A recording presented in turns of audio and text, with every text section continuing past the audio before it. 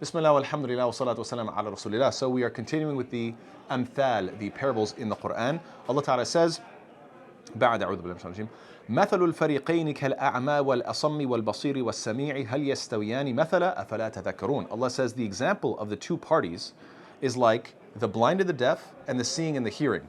Are they equal in comparison? Will you not then remember? So if we take a look at this ayah in context, it really shows what they're being blind and deaf to. Allah subhanahu wa ta'ala, so this is ayah number 24 of Surah Al-Hud, right?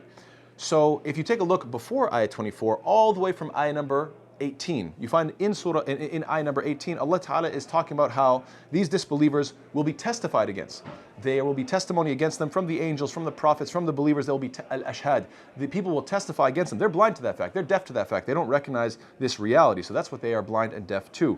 As mentioned in ayah number 18. Then you move on to ayah number 19 and 20. Allah Ta'ala mentions that they're going to make all kinds of efforts to discredit Islam, to destroy Islam, and all that is going to fail. They're blind and deaf to that fact as well. And then you take a look at ayat 21 and 22 and 23. So it's all building up to this ayah. What does that mention? It talks about how these disbelievers will lose. They will lose all kinds of things. Allah mentions how they will lose themselves, as in they're going to lose their moral compass. The whole reason they began this initiative of opposing Islam, whatever moral compass they had to do so, they're going to lose all of that. Also, Allah mentions that they're going to lose whatever fake religion they made up. Iftara ala Allahi kadhiba, that they make up a fake religion, and we know that fake religions get changed with time. They're man-made religions. They get started by one person, and then generation by generation they keep on changing with culture and time and so forth. So they're going to lose that as well. And in terms of their opportunity to enter paradise like the believers, Allah mentions that the believers will enter paradise and you people will be of the biggest losers. So subhanAllah, in all this they are blind and deaf to these facts. SubhanAllah, all this is being built up. Then Allah says what?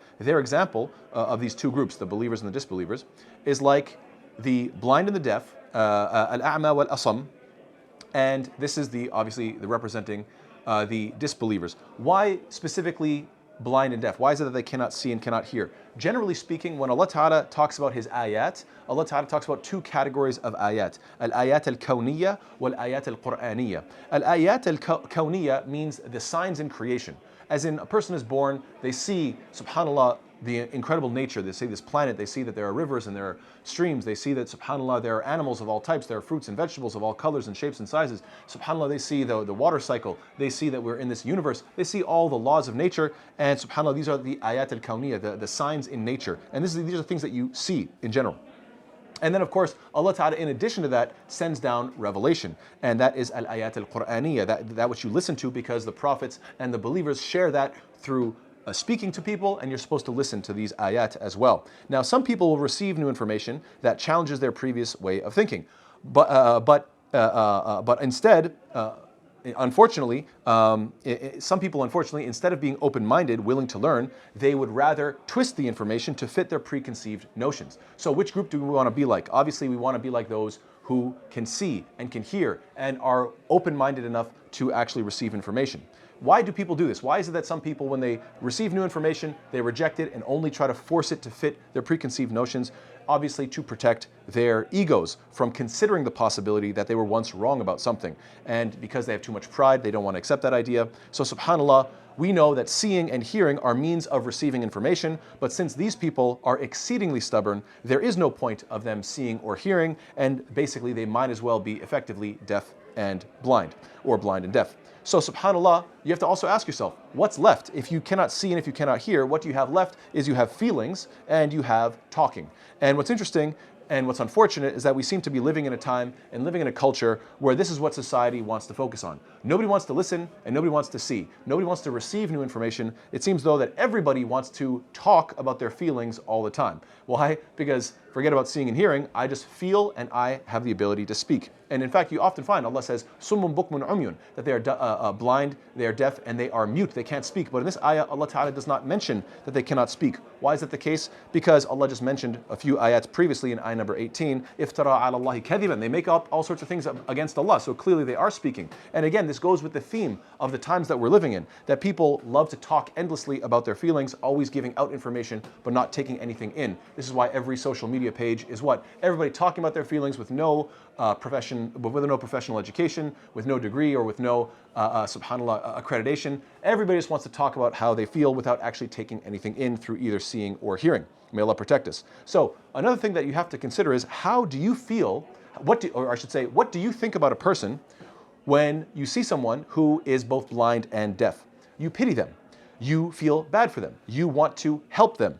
And what you obviously don't feel, or what you don't think, is what? Oh, I admire them and I wish I was in their circumstances. You never think like this at all, obviously. So what does this represent? This means that when you look at the disbeliever, instead of admiring them because, I don't know, they're wealthy or because they're famous or whatever the case is, the true believer is the one who recognizes if this person doesn't have iman, they might as well be like the deaf and the blind, and such a person needs to be, first of all, pitied, and then secondly, helped, but definitely not admired, definitely not somebody that I wish I was in their circumstances. So we should be very clear about the way we see the world, inshallah ta'ala.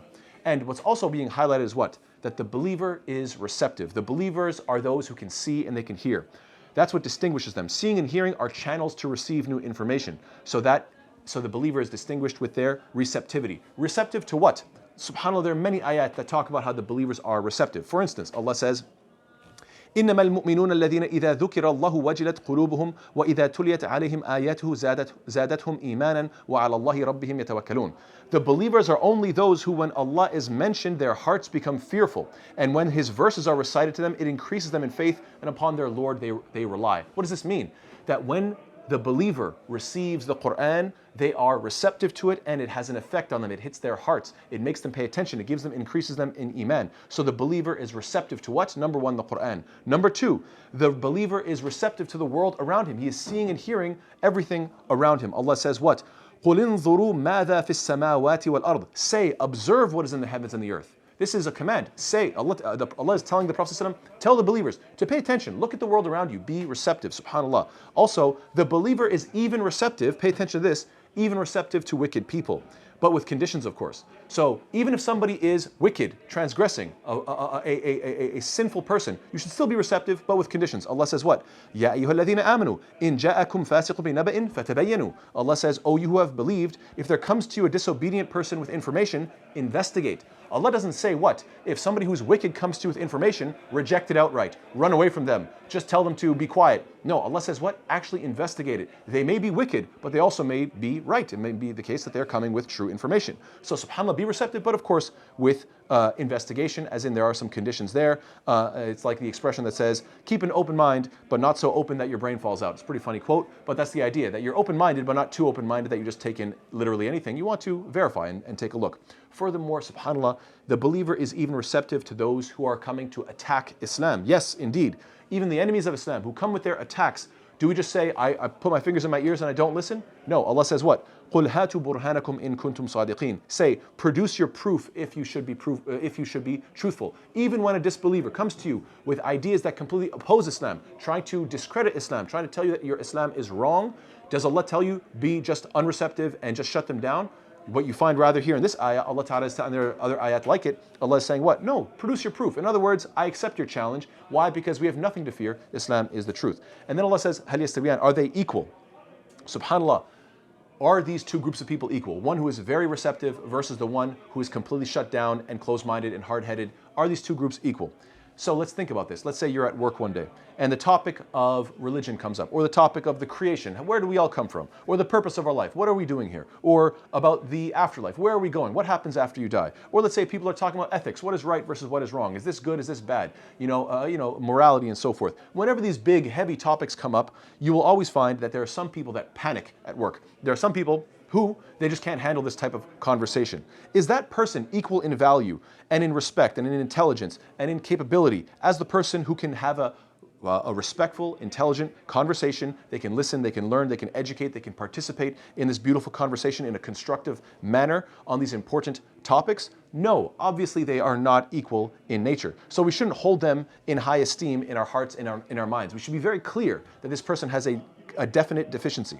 And subhanAllah, Allah Ta'ala even calls them fariqain as opposed to jama'atain, because a jama'ah is a group. Allah could have said these two groups. But Allah said fariqain. Fariqain can also be translated as two groups, but are coming from the word farq. Farq means a difference between two people. In other words, Allah Ta'ala is highlighting how different these people are. So, final point is what? I have a homework assignment for everybody, inshallah ta'ala, watching. Next time somebody exposes their phobia of these topics about what is the purpose of life, How do we get here? What are we doing here? Where are we going? About ethics and so forth. These big topics that involve our deen. When somebody exposes their phobia, as in their irrational fear of these topics, my suggestion is what? That you respectfully, kindly talk to that person and say what? Why are you incapable of having a conversation around these topics? What is holding you back? Basically, what I'm trying to say is this. Make it your goal to let this person know that they have a clear and serious deficiency. I'm not trying to say put them down and belittle them, but have the conversation, say, look, man, this is something you need to address. Like, how is it the case that every time these topics come up, you go into this panic mode and have this sort of fight or flight attitude where you either want to become confrontational or just run out of the place? What is this? Let them know and try to help them address the issue. Ask themselves, let them get into their own head. Maybe talk to somebody, talk to a therapist if you have to, I don't know. Talk to somebody. But the point is that these things should be addressed. Why? Because la yastawiyan, these two groups are not the same. You cannot compare the two. And clearly this person has deficiency, and if nobody else is telling them, then inshallah the believer, the Muslim, will be the one to let them know that they need to have this problem addressed. May Allah subhanahu wa ta'ala make us of those who apply these ayat in the best of ways. May Allah ta'ala keep us of people who our eyes and our ears are open, that we are receptive to the truth, and we are receptive in general. May Allah ta'ala make us critical and critical minded and critical of the information that we're receiving, so we're always intelligent about what we're taking in. Ameen ya Rabbil Alameen. Jazakallahu khair. Wassalamu alaikum wa rahmatullahi wa barakatuh.